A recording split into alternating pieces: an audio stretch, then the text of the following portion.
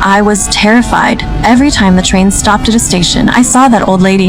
No matter how fast the train was moving, she was always outside the window, like she was warning me. After getting off the train, I walked a few steps towards her, but she started walking backward. I shouted for her to stop, but no matter how close I got, she kept a certain distance. I started to get frustrated, feeling like she was toying with me.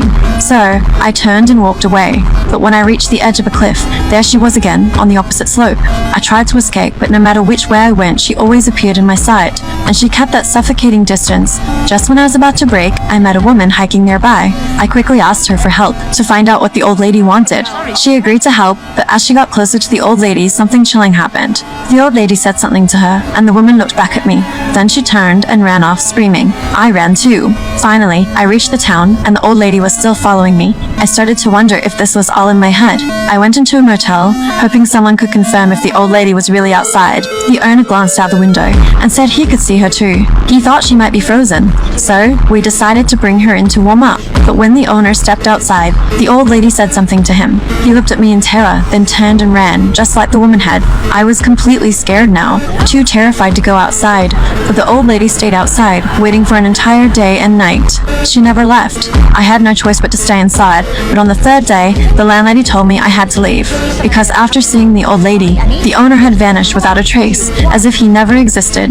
I had nowhere to go, so I called my mom, hoping she could help me figure out what the old lady said. As long as we stayed on the phone, I knew my mom wouldn't be fooled. But when she approached the old lady, the voice on the phone started to fade, until all I could hear was static.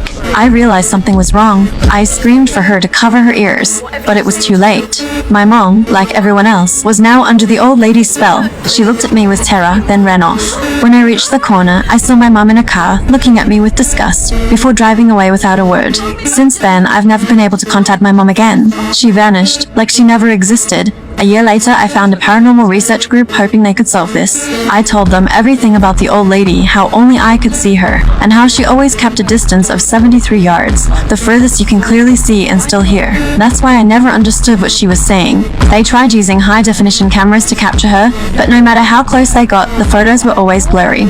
In the end, the group sent a special task force, trained to resist the old lady's influence. They came equipped with shielding devices. Just as they were about to catch her, everyone suddenly froze. Even the female commander, with a grave look on her face, turned to me and said, "Retreat."